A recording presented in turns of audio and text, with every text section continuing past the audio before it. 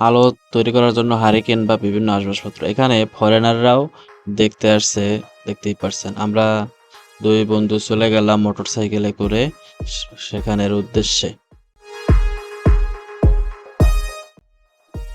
বাহিরে টিকিট কাটার জায়গা, টিকিট কাটলাম। ৳৩০ করে টিকিট বড়দের আর স্টুডেন্টদের অর্থাৎ বাচ্চাদের ফ্রি।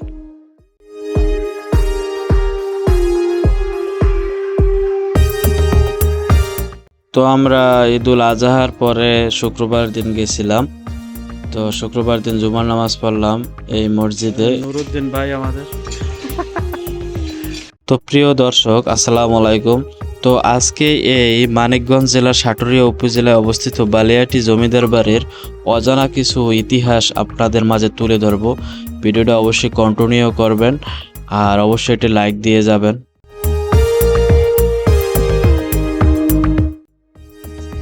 এটা হলো অক্ষত সেই রাজাদের ঘাটলা। ঘাটলার এক সাইডটা কিন্তু অক্ষত এখনো আছে, সেই পুরনো রাজকীয় সে ঘাটলা।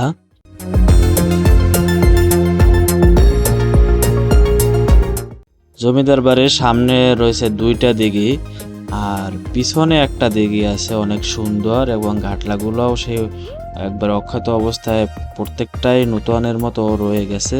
তো পিছনের ঘাটলাগুলো অবশ্যই আমি দেখাবো ভিডিওতে।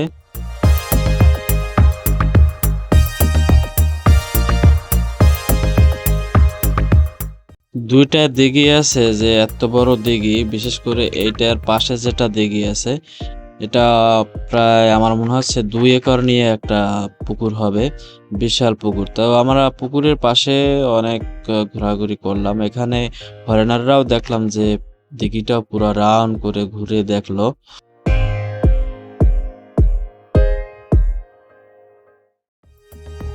তো তৎকালীন আমলে গোবিন্দ রাম সাহা নামক একজন সাধারণ লবণ ব্যবসায়ী ছিলেন। এই জমিদার বংশের গোড়াপত্তন করেন।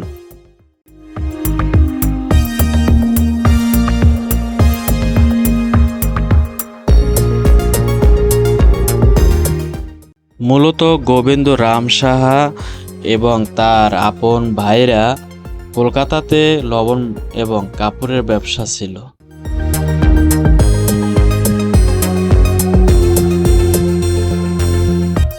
এটা হলো রাজাদের সিন্দুক।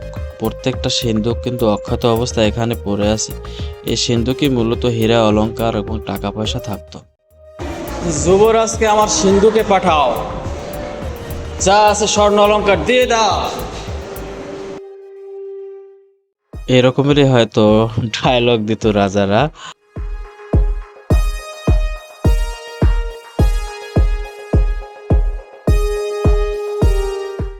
তো কলকাতাতে গোবিন্দ রাম সাহা এবং তার ভাইরা যখন ব্যবসা করে স্বাবলম্বী হয়ে যান, তখন তারা চিন্তা করে আমরা হয়তো একটা কিছু এলাকায় রাজত্ব করব এবং অনেকগুলো জমি কিনব। এই অক্ষত ভবনটা হচ্ছে রঙ্গমহল, যেখানে দাসীদের পাঠাতো রাজারা, রাজার বউরা থাকতো, তারা আনন্দ বিনিময় করত। অক্ষত অবস্থায় পড়ে আছে সেই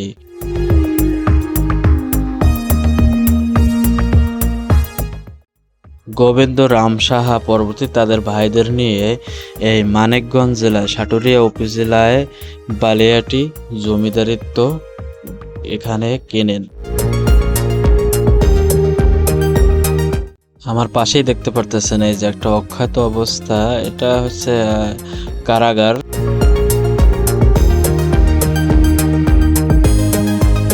আমরা এবার পিছন দিকে যাই। যেটা বলছিলাম যে পিছন দিকে বিশাল একটা দিঘি আছে, দিঘিটার অনেক কিছু, অনেক ঘাটলা আজও অনেক মজবুত এবং সুন্দর। আর এখানে যে আশেপাশে দু একটা ছোট অক্ষত বিল্ডিং আছে, এটা তাদের বসবাসের জন্য ছোট ছোট কিছু বিল্ডিং আছে।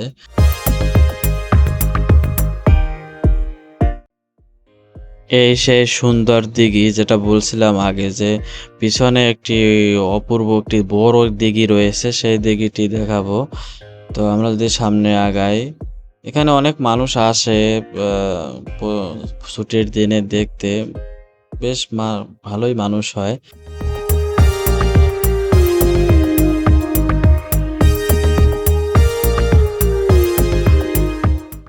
তো দেখতেই পারতেছেন অনেক সুন্দর ঘাটলা এবং মজবুত এই বড় বড় ঘাটলা।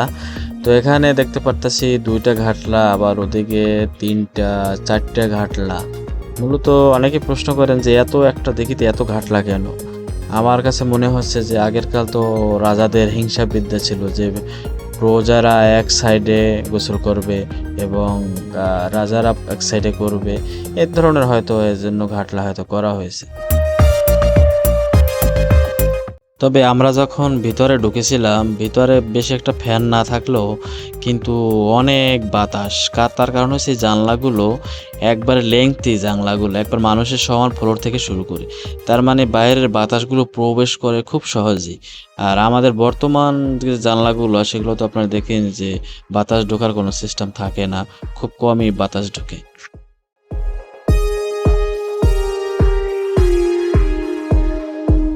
তো এখন আমরা আবারও সেই রাজাদের আসলে বসবাস, খাট বা রঙ্গমহল ইত্যাদি, ইত্যাদি দেখাবো।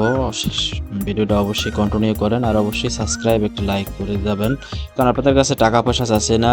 মূলত এটা টাকা পয়সা লাগেও না করতে। জাস্ট উৎসাহের জন্য সাবস্ক্রাইব এবং লাইকটা দিয়ে যাবেন প্লিজ।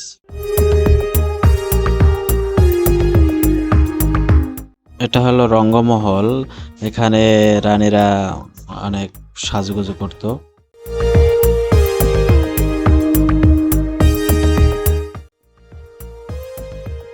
দেখতেই পারছেন শিয়ারিগুলা খুব রাজকীয়। এখানে আসলে ভিডিও করতে ওনারা দেয় না, অনেক কষ্ট করে ভিডিও করছি ফাঁকে ফাঁকে।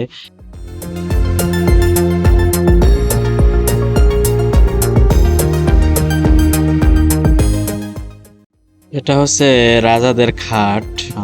খাটে রাজাদের খাট থাকতো বা রানীরা রাজারা থাকতো, সেই খাট ঘুমানোর জন্য।